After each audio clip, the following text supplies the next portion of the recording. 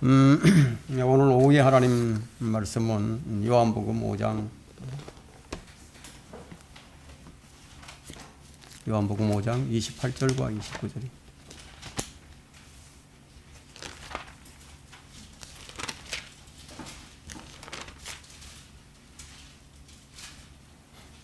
요한복음 5장 28절과 29절 두 구절만 보겠습니다. 이를 이상하게 여기지 말라. 무덤들 속에 있는 모든 자들이 그의 음성을 들을 때가 오나니 선을 행한 자는 생명의 부활로, 악을 행한 자는 저주의 부활로 나오리라. 오늘 이 설교 제목은 악인들도 부활을 하는가.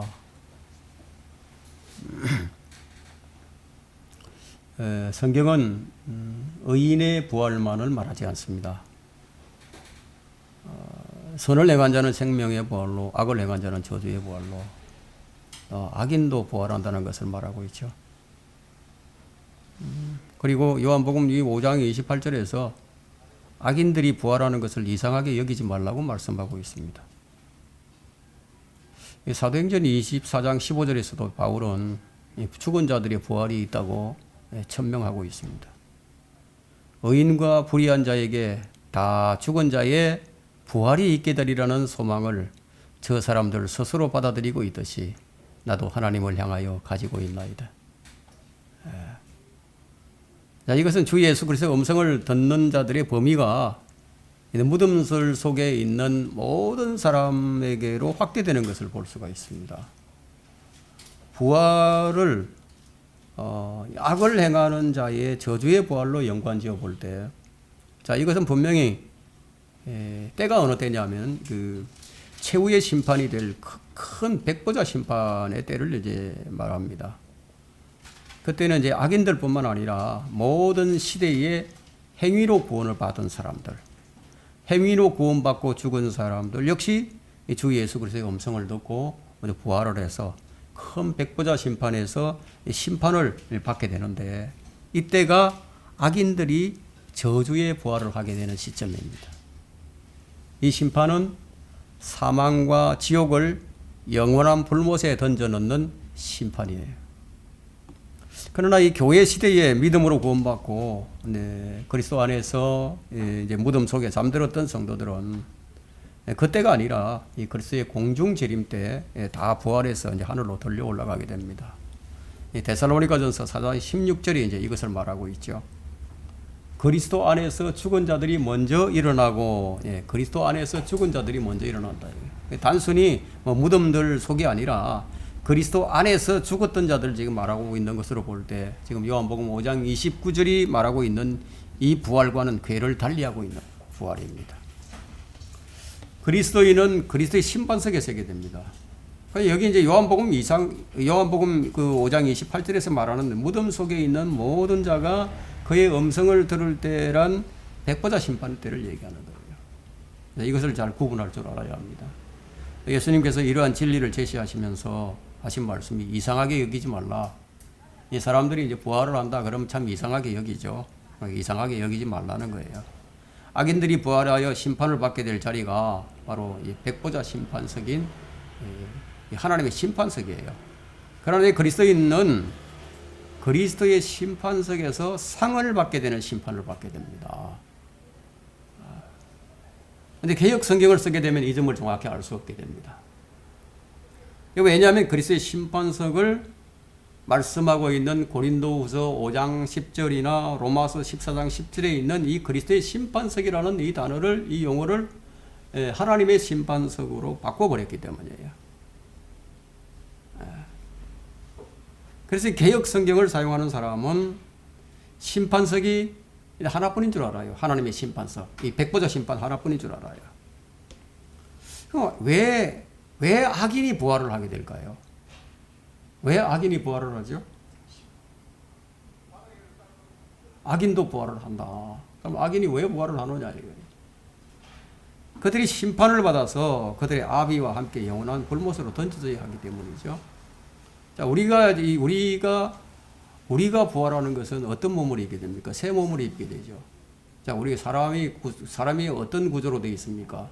하나님의 형상을 닮아서 몸과 혼과 영으로 이제 이런 구조를 가지고 있죠. 사람은 세 가지 구조로 이제 하나가 되는 거죠. 그 죽은 자들이 부활하는 것도 세 가지가 하나가 되는 거예요. 몸, 혼, 영을 다 가지게 된다는 거죠. 그런데 보세요. 이제 이 성경은 지금 사망도 지옥도 불못에 던져질 것이라고 말하고 있는데, 근데 이제 자살하는 사람들이 참 많이 있습니다. 왜 이들이 자살을 하느냐? 이 점을 모르기 때문에 자살을 합니다. 죽으면 모든 것이 끝날 것이라고 생각하기 때문에. 미국에는 뭐 1년에 몇 번씩 총기 사고가 일어나죠. 이 사이코들이 그냥 학교를 들어간다거나 뭐 어디를 들어가 가지고 여러 사람들을 총으로 쏘아 죽이고 인질로 잡고 있다가 이 마지막에는 자기도 그냥 자살을 하고 맙니다. 왜 그렇게 하느냐 하면 죽으면 그것으로 끝난다고 생각을 하니까. 그러나 성경은 악인도 반드시 부활할 것을 말씀합니다. 악인들이 왜 부활을 하는가? 심판을 받아서 지옥도 사망도 던져놓는 영원한 불못에 들어가서 영원한 형벌을 받아야 하니까 이 점을 안다면 사람들은 결코 자살을 하지 못하게 될 겁니다. 성경은 사망도 지옥도 불못에 던져질 것을 계시록 20장 14절에서 말씀합니다. 이것이 바로 성경이 말하는 둘째 사망이에요. 둘째 사망. 두 번 죽는다는 거예요. 사람이 한번 태어나면 두 번 죽어요. 계시록 20장 14절에는 사망도 지옥도 불못에 던져지니 이것이 둘째 사망이라. 이때가 언제냐? 천년왕국 이후 곡과 마곡의 전쟁. 이 마지막 전쟁이에요. 이 세상에서 일어날 마지막 전쟁이 곡과 마곡의 전쟁인데 이 전쟁이 끝난 직후에. 사람들은 한 번 태어나서 한 번 죽는 것으로 생각하고 있지만 성경에 따르게 되면 사람은 태어나서 두 번 죽어요. 둘째 사망. 둘째 사망. 이것은 악인들이 부활하여 죽고 싶어도 죽을 수 없는 몸, 그 몸으로 영원한 불못에 던져지는 것이 바로 둘째 사망입니다. 이 점에 대한 설명은 계시록 20장 11절부터 15절에 자세하게 기록이 되어 있습니다.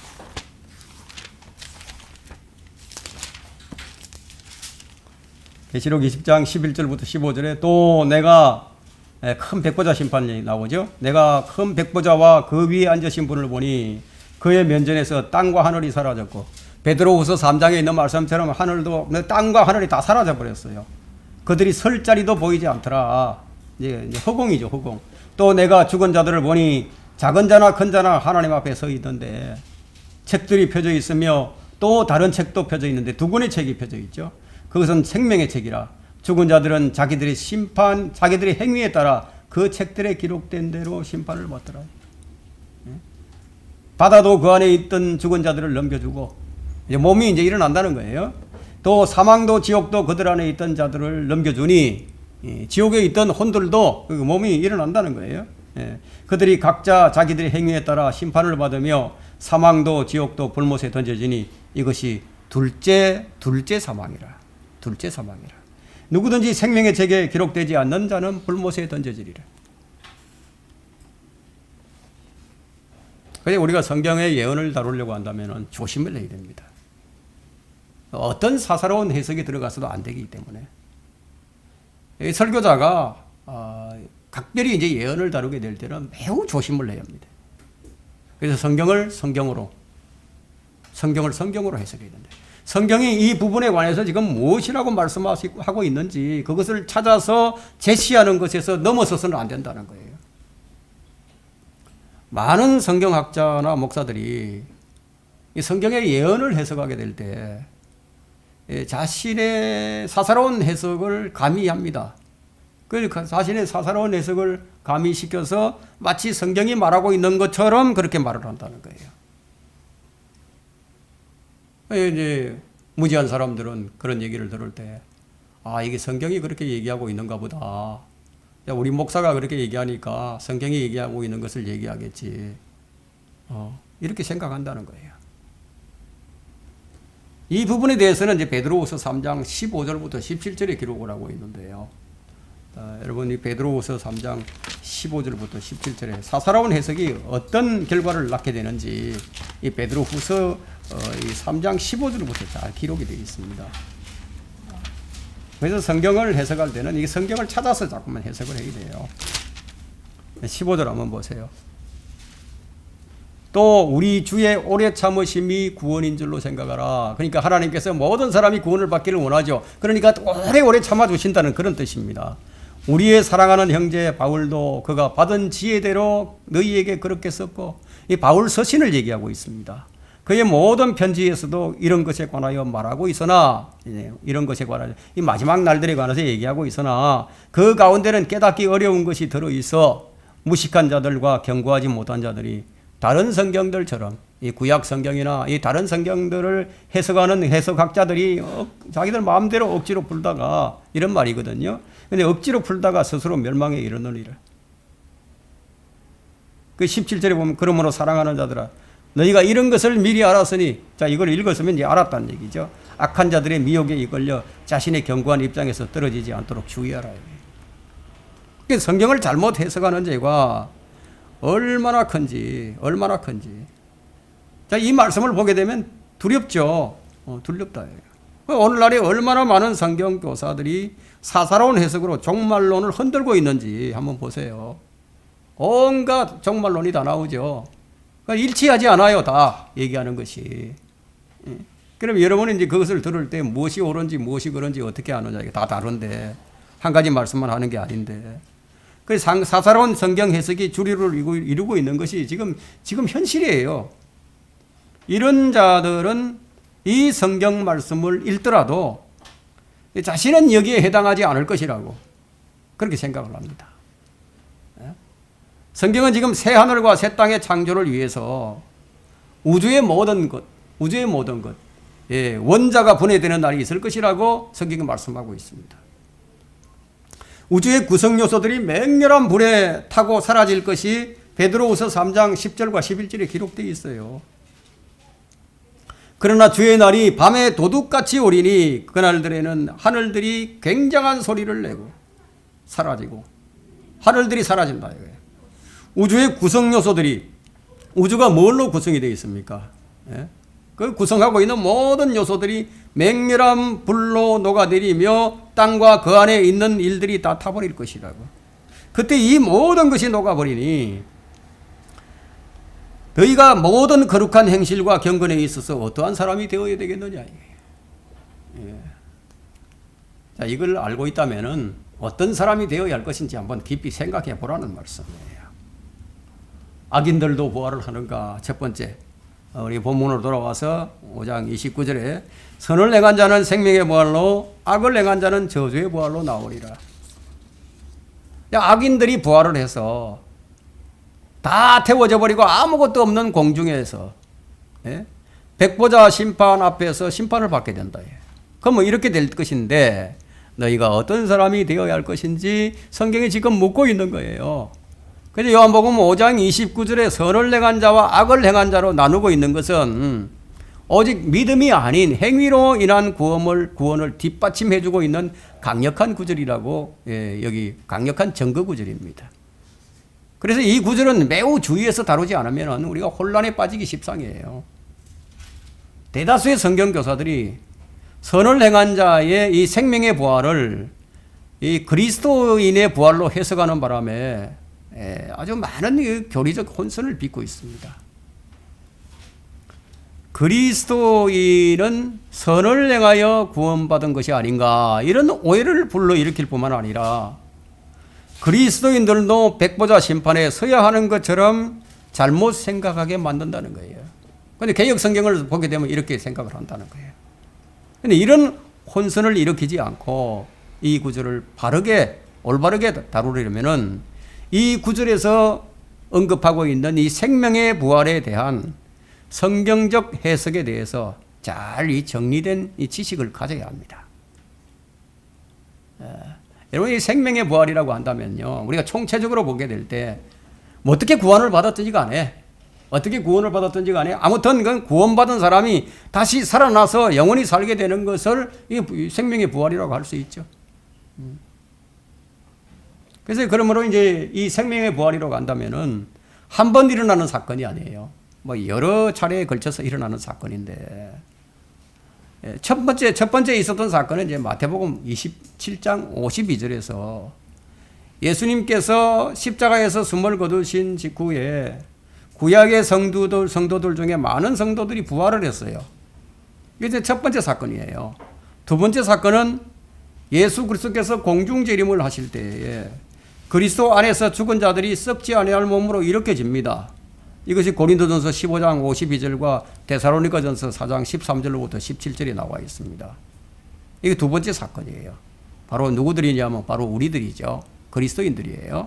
근데 세 번째 사건은 뭐냐? 세 번째 사건은 대환란 기간에 순교한 사람들이에요.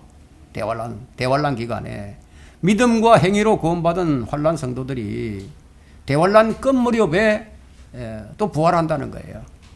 이것이 계시록 11장 12절과 계시록 7장 14절에 기록하고 있습니다. 그 다음에 네 번째 사건이 있어요. 네 번째.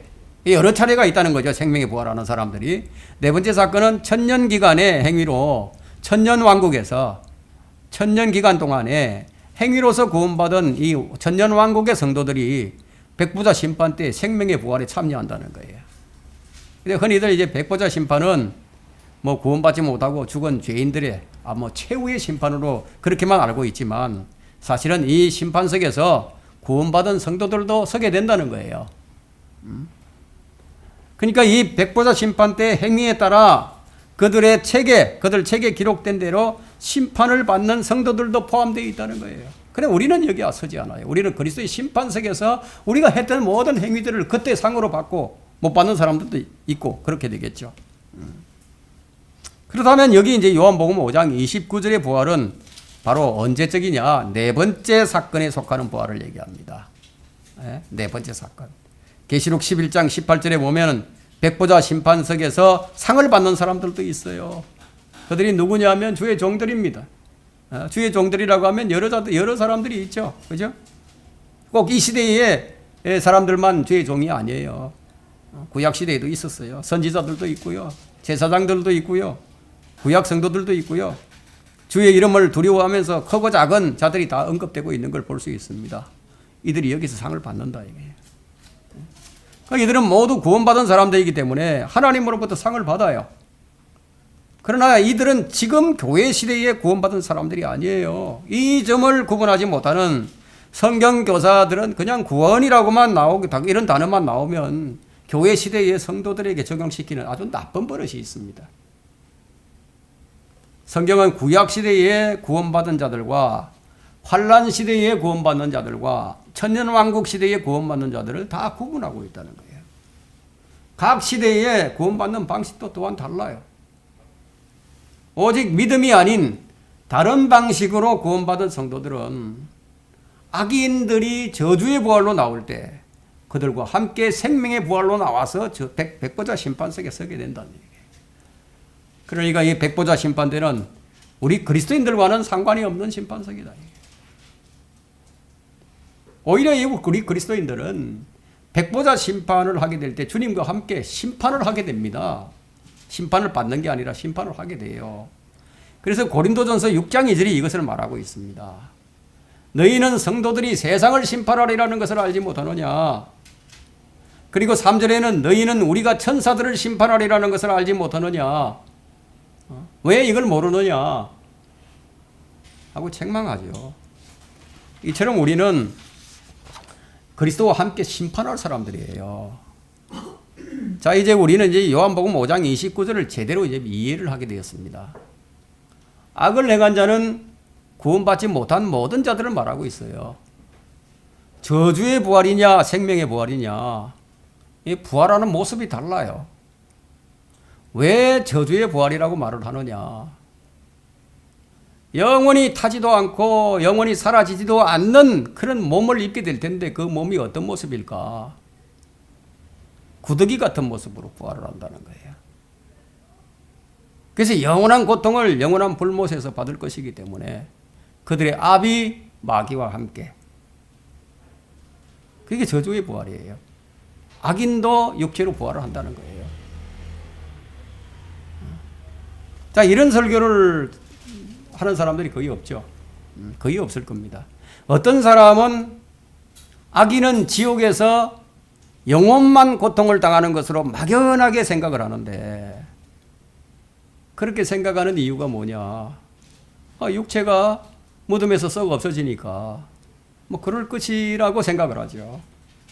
그러나 악인도 육체로 부활을 합니다. 무엇이든지 성경은 성경으로 입증되지 않으면 그건 진실이 아니에요. 진리가 아닙니다. 진리라는 것은 성경은 성경으로 입증이 되어야 된다 이거야. 그래서 이를 이상하게 여기지 말라. 무덤들 속에 있는 모든 자예요. 모든 자가 그의 음성을 들을 때가 오나니 선을 행한 자는 생명의 부활로, 악을 행한 자는 저주의 부활로 나오리라. 주님 친히 하신 말씀입니다. 무덤 속에 있는 것이 무엇입니까? 몸이죠, 몸. 이 구절은 몸의 부활을 말하는 거예요. 몸의 부활. 이제 우리가 기다리는 것은 지금 무엇입니까? 우리 몸의 부활뿐만 아니라 우리는 영원한 세계, 즉 새하늘과 새 땅, 그리고 하늘로부터 내려오는 우리가 영원히 거하게 될 새 예루살렘 성을 기다리고 있다. 하나님의 날이 오기를 고대하고 열망하라. 그때는 하늘들이 불에 타서 녹아버리고 우주의 구성 요소들이 맹렬한 불에 녹아내릴 것이나 우리는 그의 약속대로 의가 거하는 새 하늘과 새 땅을 기다리는도다. 베드로후서 3장 12절 13절이죠. 사람이 죽으면요, 몸은 흙으로 돌아갑니다. 그 사람의 혼은 구원받지 못했으면 그 혼이 지옥으로 갑니다. 구원받은 사람의 혼은 곧바로 하늘나라로 갑니다. 공중에 붕덩 여기저기 여행하면서 다니지 않아요.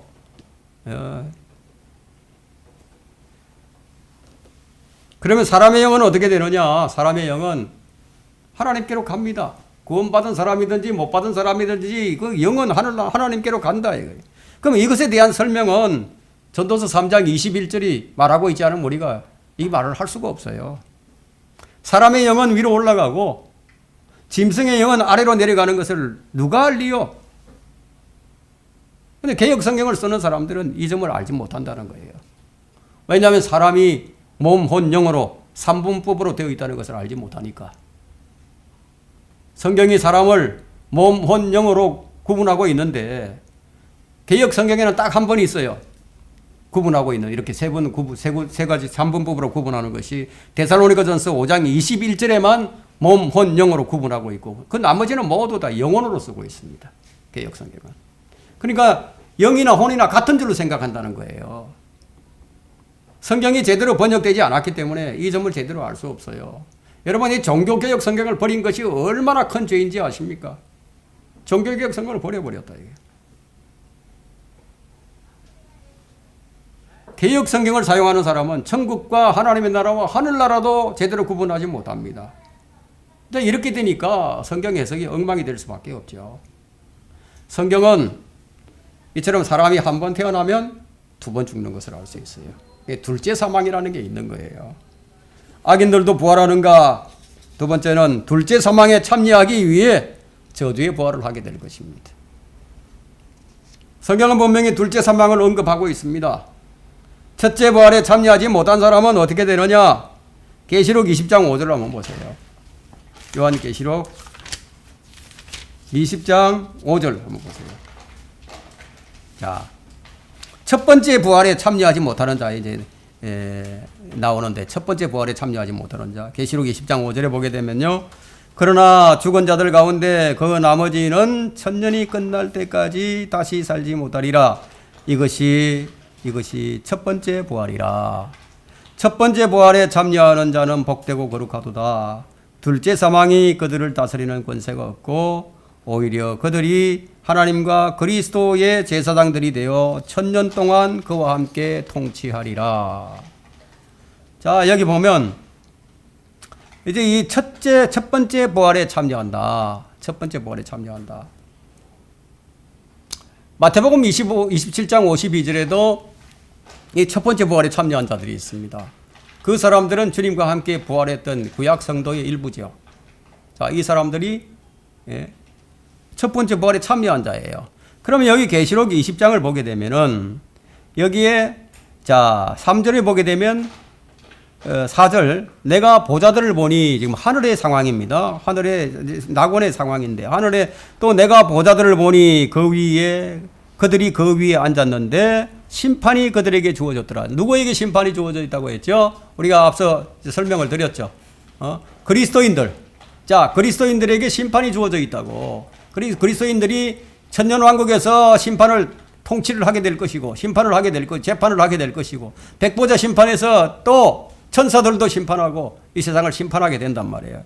그 사람들이 이제 심판이 그들에게 주어졌더라. 이건 그리스도인들을 얘기하는 거고 또 하고 얘기죠. 또 예수에 대한 증거와 하나님의 말씀으로 인하여 목배임을 당한 사람들의 혼들도 보았는데 그들은 하고 그들이 누군지 설명하죠. 그들은 그 짐승에게나 그 형상에게 경배하지 아니하였을 뿐만 아니라 그의 표를 그들이 이마에나 손에도 받지 아니하였더라. 이 사람들이 누구냐?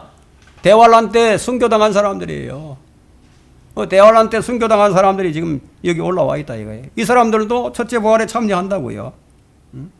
그러므로 그들은 살아서 그리스도와 함께 천년을 통치하더라. 그 다음에 이제 5절이 나오죠. 그러나 죽은 자들 가운데 그 나머지는 천년이 찰 때까지 이렇게 첫 번째 부활에 참여하지 못한 사람들은 천년이 끝날 때까지, 천년왕국이 끝날 때까지 다시는 살지 못한다 이거예요. 명백하죠. 그래서 첫 번째 부활에 참여하게 될 사람은 둘째 사망의 위험이 없단 말이에요. 둘째 사망이 그들을 다스리는 권세가 없고 하고 얘기하고 있죠. 그러면 사람의 혼은 어떤 형태를 하고 있습니까? 사람의 혼은 우리 몸의 형태를 하고 있습니다. 부자와 나사로가 죽어서 지하세계로 갔어요. 부자는 지옥으로 갔고 나사로는 지하 낙원인 아브라함 품에 갔습니다. 자, 이 부자와 나사로의 몸은 죽어서 흙으로 돌아갔지만 그들의 혼은 지하세계로 갔다. 이거 지하세계. 부자는 지하세계에 있는 지옥불에서 고통 중에 있고 그의 몸이 아니라 혼이 지금 고통을 받고 있다는 거예요. 그거 하는 말을 한번 들어보세요. 나사로의 손에 물을 찍어서 자기 혀에 좀 넣어달라고 간청을 하죠. 혼이 가 있는데 혼이 자기 혀에 물을 찍어서 좀 달라고. 자, 이것을 볼 때 혼은 분명히 몸의 형태를 하고 있음이 분명하죠. 그러나 영은요, 형태가 없어요. 형태조차도 없어요. 영은. 혼은 형태가 있지만 영은 형태가 없어요. 그래서 누가복음 24장 39절에서 영은 살과 뼈가 없다고 주님 말씀하셨죠. 영은 형태가 없다. 그리고 둘째 사망은 혼만 던져지는 것이 아니라 영원히 없어지지 않을 몸으로 부활해서 몸과 혼이 함께 고통을 당하는 곳이 바로 영원한 불못이다. 여러분 이렇게 이해를 하셔야 됩니다. 예, 여러분 이제 우주가 어떻게 구성이 되어 있느냐?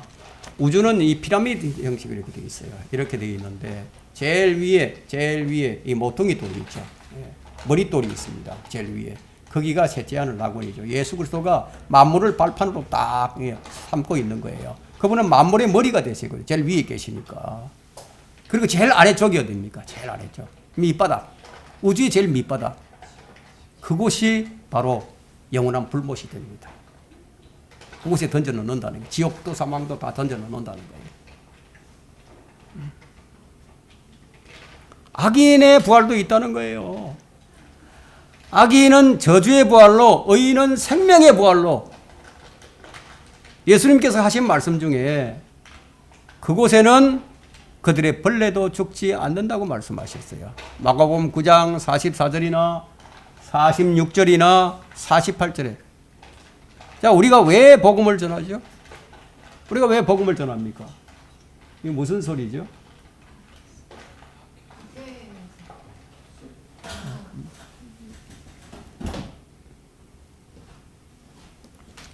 왜 우리가 복음을 전하냐? 왜 우리가 수치와 모욕을 당하면서까지도 우리가 복음을 전하느냐 이거예요.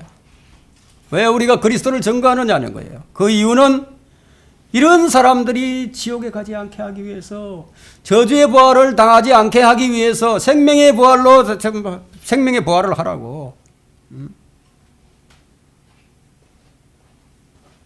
이 지옥에 대해서 예수님처럼 적나라하게 지옥을 표현한 사람은 아무도 없어요.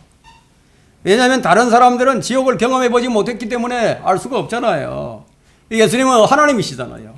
창조주시잖아요. 창조주.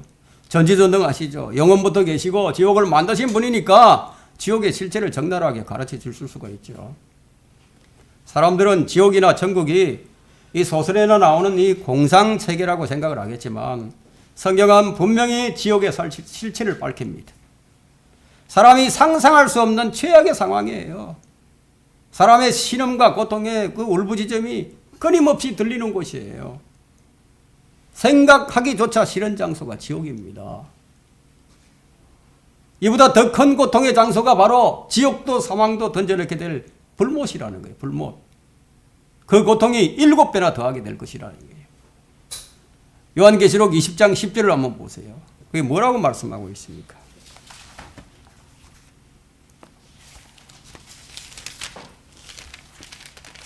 성경은 이렇게 체계적으로 아주 논리적으로 정연하게 설명을 합니다. 요한계시록 20장 10절에 보면요. 그들을 미혹하던 마귀가 불과 유황못에 던져지니 그곳에는 짐승과 거짓 선지자도 있어서 영원 무궁토록 밤낮 고통을 받으리라. 밤낮 고통을 받는다는 거예요. 부활한 악인들이 마귀와 함께 영원히 불 속에서 고통을 받게 될 것이다. 사람들을 지옥에 보내려고 이 지옥을 만드신 것이 아닙니다. 마귀와 그의 천사들을 보내기 위해서 지옥을 만드셨는데 사람들이 죄를 지어서 거기에 가게 된 거죠. 밤낮 쉼이 없어요. 쉬지 않고 고통을 받게 된다는 얘기입니다. 어느 정도 뭐 잠깐 쉬었다가 또 고통받고 이러는 게 아니라 쉼이 없다. 이거. 계속 그냥 고통을 받는다. 그래서 성경이 경고합니다. 그런데 사람들은 영원히 불타게 될 그 몸을 위해서 어떻게 사느냐. 거기에다가 비싼 옷을 입히고 또 보석으로 치장을 하죠. 불타게 될 자기 몸을 가꾸는 데는 그렇게 수많은 시간을 투자를 하면서도 예수 그리스도를 영접하지 않는다는 거예요. 주를 영접하는 데 걸리는 시간이 얼마나 걸립니까? 다른 사람들은 차 한 잔 마시는 시간도 안 걸려요. 그렇게 빨리 구원받을 수도 있습니다. 그런데 사람들은 영원히 자기 육체가 영원히 살 것처럼 그렇게 관리를 하죠. 그 육체가 앞으로 어떻게 될 것인지에 대해서는 전혀 생각지를 않습니다. 그래서 이 야고보서 5장 5절을 보게 되면은 주님 뭐라고 말씀하시냐면 너희는 땅에서 쾌락 가운데 살며 방탕하였도다. 너희가 살육의 날처럼 너희 마음을 살찌게 하였도다. 이 구절은 자기 혼을 지옥 불못에서 더 잘 태우기 위해서 지금 몸과 마음을 살찌운 사람들이에요. 탐욕을 가지고 하나라도 더 갖고 싶어서, 더 부자가 되고 싶어서, 더 즐기고 싶어서 사치와 연락으로 육체를 살찌우고 그러면서도 마음은 턱 놓고 살죠. 안전하다 평안하다 하면서 세상을 즐기고 육신을 꾸미고 탐욕을 하고 향락을 추구하고 타락하는 이 모든 것은 도살의 날을 위해서 준비하고 있는 거예요. 도살의 날, 사륙의 날이에요. 사치와 향락이 영원히 지속될 것처럼 이 사륙의 날을 준비하는 거예요. 여러분, 마귀는 자기 때가 얼마 남지 않은 걸 잘 알아요. 마귀가 성경을 모른다고 생각하지 마세요. 어떤 목사는 그렇게 얘기하는 목사들도 있는데 마귀는 우리보다 성경을 더 잘 알아요. 더 잘합니다. 그래서 자기 때가 얼마 안 남은 거 알아요. 그래서 마귀는 한 사람이라도 더 지옥으로 끌어들이기 위해서 마치 농부가 살찐 소를 잡듯이 마귀는 아주 세속적으로 살찐 사람, 세속적으로 마음이 살찐 사람들, 이런 사람들을 단숨에 사로잡아서 지옥으로 끌고 가는 거예요. 여러분이 지옥에서 들려오는 이 저주받은 혼들의 탄식 소리, 그 비통, 그 후회, 그 비명을 슬피 울면서 이를 가는 소리를 여러분들이 영적으로 들을 수 있어야 한다는 거예요. 그래야 혼의 연민이 생기죠. 사람들은 자기 몸 어느 한 군데만 아파도 즉시 병원으로 달려가면서 매년 종합검진을 받으면서도 암에 걸릴까봐 그렇게 염려를 하면서도 자신의 혼의 상태에 대해서는 왜 그렇게나 무관심한지, 장차 팔과 다리, 가슴과 머리, 온몸이 함께 고통을 당할 줄을 왜 모르는 것인가 하는 거예요. 왜 모두가 고통당해야 할 것에 대해서는 대비가 없는 것인가 하는 거예요. 지금 여러분의 몸이 하나님의 성전이 아니라면요, 그 몸은 무엇이겠습니까? 그 마귀의 성전이겠죠. 지금 수많은 교인이 거듭나지 못한 채 눈이 수건으로 가려져 있는 채로 지옥을 향해 부지런히 지금 행진해 가고 있습니다. 죄송하지만 이 그리스도 없이 사는 모든 사람은 모두 그와 같은 상태에 있어요. 그런데도 이 설교를 비웃으면서 욕할지도 모르지만 이런 설교를 듣고도 지옥에 가 있는 자들은 아마 이 설교를 기억하면서 아마 후회하고 있을 거예요. 슬피 울면서 탄식을 하면서 이를 갈면서 내가 그때 그 설교를 조금 더 깊이 생각했더라면 여기에 오지 않았을 텐데. 악인들도 부활하는가? 세 번째, 죽은 자들이 하나님의 아들의 음성을 들을 때가 오나니 바로 지금이라. 지금이라.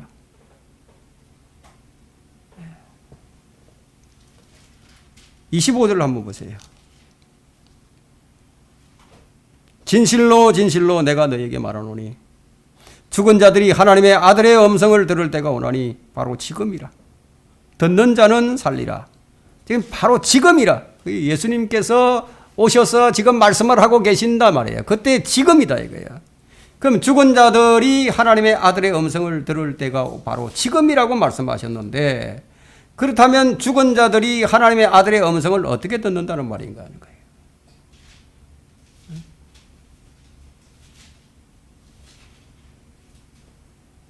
그리스도께서 이제 우리가 이제 지금 이걸 실제적으로 교리적으로 영적으로 말고 이제 교리적으로 이제 역사적으로 확인해 본다면은요, 주님께서 이렇게 말씀하셨죠. 요한복음 11장에서 나사로에게 주님께서 큰 음성으로 외치시기를 나사로야 나사로야 나오너라. 그렇게 말씀하시니까 죽은 자들과 손발이 수위로 동여지고 얼굴이 수건으로 이렇게 가려진 채로 나온 거예요. 들으니까 살았어요.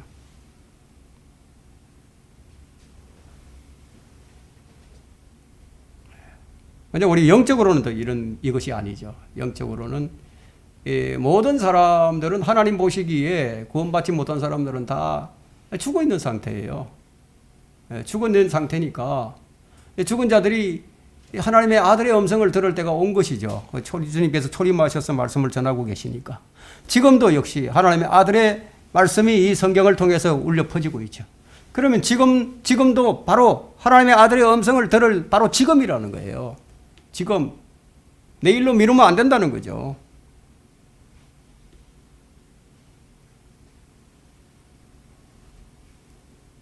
그분의 음성은 생명을 주는 음성이기 때문에, 근데 이 음성을 잘 듣는 자는 살게 된다는 거예요.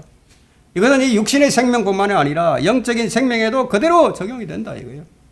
죄 가운데서 영적으로 죽어 있는 죄인이 주 예수 그리스도의 음성을 들으면 그 영이 살아나고 그 혼이 구원을 받게 된다는 얘기예요. 누가복음 6장 63절에서 주님 말씀하셨죠. 죽은 자들로 그들의 죽은 자들을 장사 지내게 하고 너는 가서 하나님 나라를 전파하라고. 아들이 있는 자는 생명이 있고 하나님의 아들이 없는 자는 생명이 없느니라. 믿지 않는 사람들은 생명이 없어요. 어떤 생명을 얘기합니까? 영원한 생명이 없다. 예수 그리스도가 없다는 얘기죠. 그러니까 죽으면 지옥 간다는 얘기예요. 성경을 통해서 울려 퍼지는 복음이 곧 하나님의 아들의 음성이에요. 여러분 26절을 보면 알아요. 요한복음 5장 26절에 이는 아버지께서 자신 안에 생명을 지니신 것 같이 아들에게도 생명을 주시어 아들 안에 지니게 하십니다.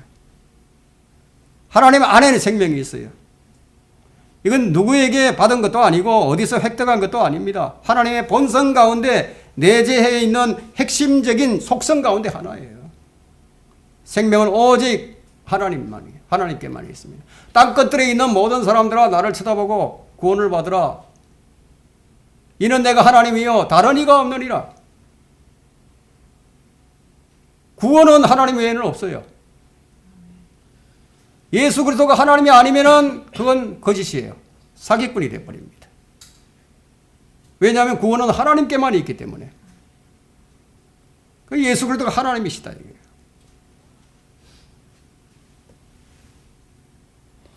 오직 생명은 하나님이세요. 그분 안에 있는 것이기 때문에 모든 생명은 어디에게서 나온다? 그분에게서만 나온다 이거예요. 하나님께서는 이 생명을 모든 생명체에 나누어 주신다고요. 하늘이나 땅 위에 있는 모든 생명체는 그 생명을 하나님께서 주신 것이에요. 육체의 생명도 하나님께서 주신 것이에요. 마귀가 준 것이 아니에요. 생명의 원천은 하나님이십니다. 여기서 아들에게도 생명을 주시오라는 이 말씀은 주님께서 다른 창조물들처럼 아버지께로부터 생명을 받았다는 뜻이 아닙니다. 아들에게도 생명을 주시오라는 이 말씀은 아들로 생명을 삼으시오. 즉 아들도 생명이라는 뜻이에요. 예수 그리스도가 바로 생명입니다. 그분 안에 생명이 있었으니 그 생명은 사람들의 빛이라. 요한복음 1장 4절에 말씀하셨죠. 우리는 이 본문 25절의 말씀을 영적으로 적용을 해야 됩니다. 그래서 주님은 누가복음 9장 60절에서 그런 말씀을 하셨어요. 아까도 말씀드렸지만 예수께서 그들에게 말씀하시기를 죽은 자들로 그들의 죽은 자들을 장사 지내게 하고, 이 말씀의 의미는 살아있는 사람도 죽은 사람이고 시체도 죽은 시체도 죽은 사람이에요. 왜 이런 말씀을 하셨는가? 이 말씀은 우리가 요한일서 5장 12절을 보면 알 수 있어요. 우리가 성경은 성경으로 해석을 해야 하기 때문에 요한 입증을 시켜야 된다 이거예요. 그러니까 아무거나 믿으면 안 되죠. 입증이 안 되는 거는. 요한일서 5장 12절에 보면요. 그 아들이 있는 자는 생명이 있고 하나님의 아들이 없는 자는 생명이 없느니라. 하나님의 아들이 없는 모든 사람들은 하나님 보시기에 죽은 사람들이 영적으로 죽어 있다 이거예요. 하나님과 소통이 안 돼. 하나님의 형상을 잃어버린 자들이기 때문에. 하나님의 형상이신 예수 그리스도의 영이 없는 자는 잃어버린 자예요. 하나님께 잃어버린 자예요. 그래서 우리는 거듭나야 한다는 거예요. 그러면 이 문제를 우리가 어떻게 해결할 수 있는가? 바로 이 본문 25절 말씀이에요. 24절 말씀이에요. 진실로 진실로 내가 너에게 말하노니 내 말을 듣고 또 나를 보내신 분을 믿는 자는 영생을 얻고 정죄에 이르지 아니할 것이며 사망에서 생명으로 옮겨지는. 우리가 사망에 놓여 있었는데 이제 생명으로 옮겨졌다. 이 외에 다른 방법이 없어요. 그러면 구체적으로 믿는다는 게 뭐냐? 구체적으로 무엇을 어떻게 믿어야 한다는 것인가? 이것도 성경에서 확인을 해봐야 되겠죠. 사도행전 16장 31절에는요. 주 예수를 믿으라. 그리하면 너와 내 집안이 구원을 받으리라. 요한복음 1장 12절에는 누구든지 그를 영접하는 자들에게는 하나님의 아들들이 되는 권세를 주셨으니 즉 그의 이름을 믿는 사람들에게니라. 로마서 10장 9절과 10절에는 네가 입으로 주 예수를 시인하고 또 하나님께서 그를 죽은 자들로부터 살리신 것을 네 마음에 믿으면 구원을 받으리라. 이는 사람이 마음으로 믿어 의에 이르고 입으로 고백하여 구원에 이르기 때문이라. 에베소서 2장 8절과 9절에는 너희가 믿음으로 말미암아 은혜로 구원을 받았으니 이것은 너희에게서 난 것이 아니니 하나님의 선물이라. 행위로서 난 것이 아니니 아무도 자랑하지 못하게 하리니라. 자, 이런 말씀을 통해서 누구든지 주 예수 그리스도를 믿고 영접하면 쉽게 구원을 받는다는 거예요. 사망에서 생명으로 옮겨진다는 거예요. 지옥의 형벌도 둘째 사망도 다 피하게 된다는 거예요. 그럼 이렇게 쉬운데, 근데 이렇게 쉬운데 구원받지 못하는 자들이 너무 많아요. 왜 그런 것인가? 복음이 무엇인지 정확히 알지 못해서도 그럴 수도 있고요. 또 이게 너무 쉽다 보니까 형식적으로 믿기 때문일 수도 있어요. 온 마음으로 믿어야 하는데, 근데 온 마음으로 믿지 않고 뭐 절반 마음만, 절반의 마음만, 아니면 머리로 믿거나. 그러니까 구원받은 증거가 통 나타나질 않아요. 구원받았으면 구원의 증거가 나타나야 되겠죠. 많은 사람이 교회를 다니고 있고 주의 이름을 부르면서 매 주일이면 예배에 참여합니다. 그런데 구원의 확신도 없고 구원의 증거도 없어요. 도무지 구원의 증거라고는 찾아볼 수가 없어요. 여러 이유가 있겠지만 가장 큰 이유는 뭐냐? 이 복음을 굳게 붙들지 못했기 때문입니다.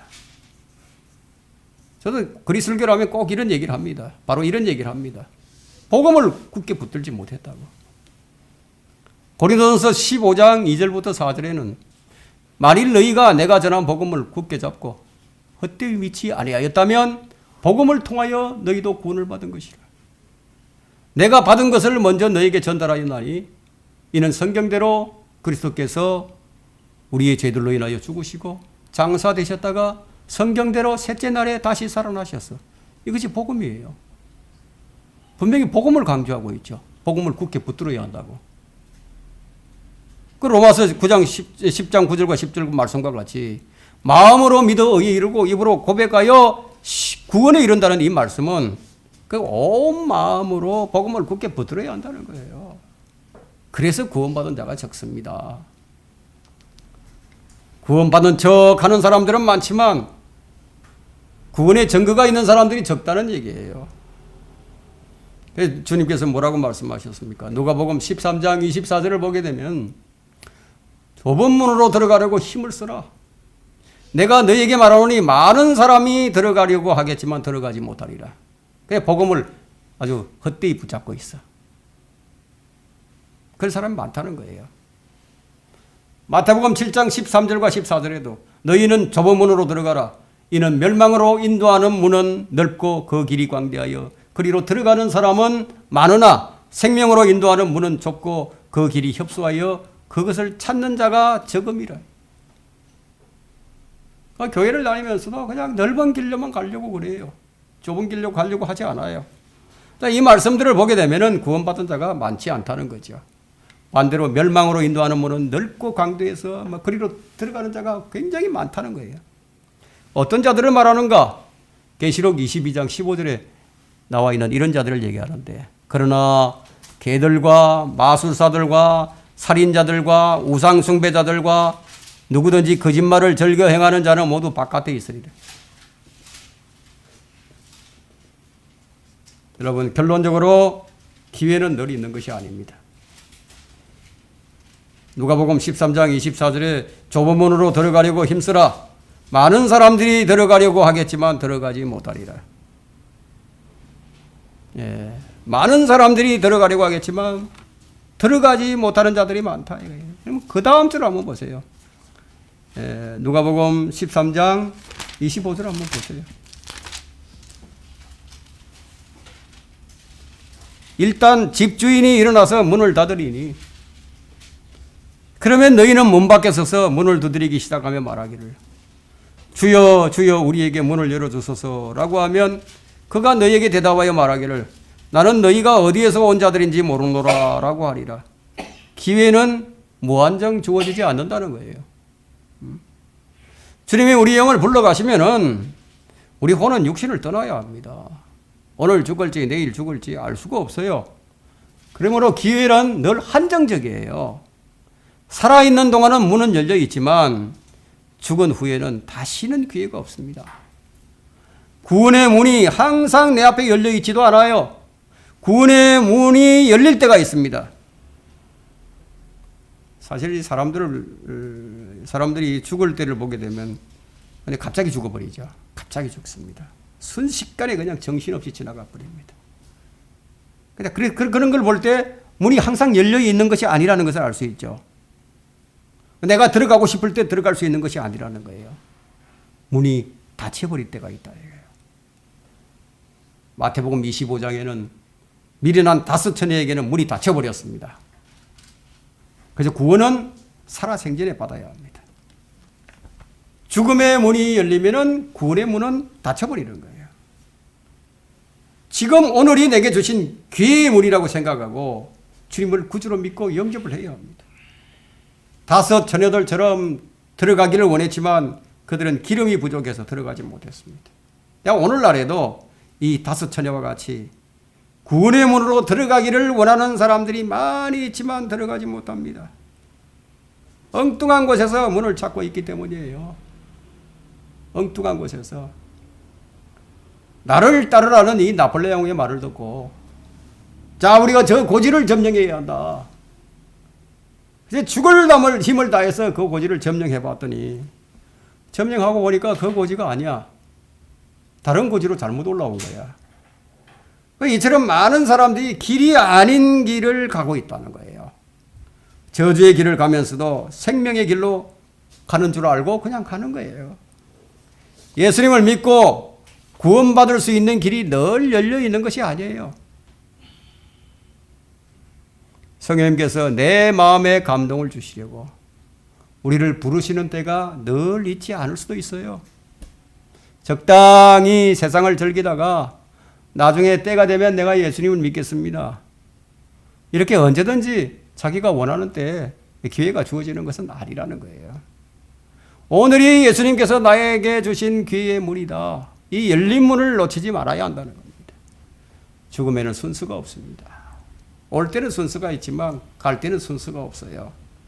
젊었기 때문에 그래서 세상 조미를 좀 보고 세상 재미를 좀 보고 늙어 죽기 전에 내가 늙어서 나중에 믿겠다고 하는 자 기회가 언제나 있는 것이 아니라는 거예요. 여러분 죽음은 갑작스럽게 찾아옵니다. 혼수 상태에 있다가 죽는 사람들도 있어요. 그때는 회개하고 주님을 믿을 정신이 없는 때예요. 마치 앵무새처럼 남을 따라서 회개하고 영접하는 사람들은 구원에서 탈락된 사람들입니다. 많은 사람이 마태복음 7장 22절까지 잘못된 길을 가는 거예요. 그날에 많은 사람이 나에게 주여 주여 우리가 주의 이름으로 예언을 하지 아니하였으며 주의 이름으로 마귀들을 쫓아내지 아니하였으며 주의 이름으로 많은 경이로운 일을 행하지 아니하였나이까 라고 말하니 그때 내가 그들에게 분명히 말하되 나는 너희를 전혀 알지 못하니 너희 불법을 행하는 자들아 내게서 떠나가라 라고 하리라.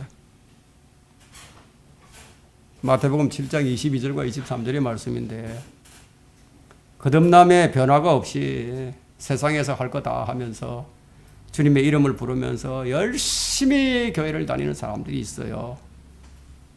온갖 부정과 불법에 연루되어 있으면서 자기는 구원받았다고 안심하고 구원파처럼 악인의 부활이 아닌 의인의 부활에 참여할 것이라고 그렇게 생각하고 있는 사람들에게 성경은 그렇지 않다라고 말합니다. 그렇게 살면서도 예수님을 믿는다는 이유 하나만으로 자기가 구원받았다고 착각하는 사람들이 우리 주변에 널려 있다는 거예요. 자, 우리가 그리스도인들이 믿음의 바른 생활을 하지 못하고 사는 사람들은 거의 구원받지 않을 가능성이 더 많다는 것이 확실합니다.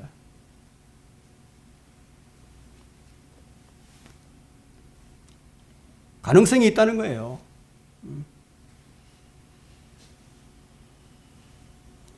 그 믿음이 참인지 아닌지 우리가 점검을 해야 됩니다. 누가 잃어버린 자이가 그걸 어떻게 아는가? 고린도후서 13장 5절의 말씀을 찾아보면 알아요. 너희가 믿음 안에 있는지 너희 자신을 스스로 시험하고 너희 자신을 시험하고 스스로 입증하라. 믿음을 입증해보라 이거예요. 예수 그리스도께서 너희 안에 계신 것을 스스로 알지 못하느냐? 스스로 알지 못하느냐? 스스로 알지 못하느냐 이게 무슨 말씀이에요, 여러분? 누가 가르쳐줘서 아는 거, 배워서 아는 거 그런 걸 얘기하는 게 아닙니다.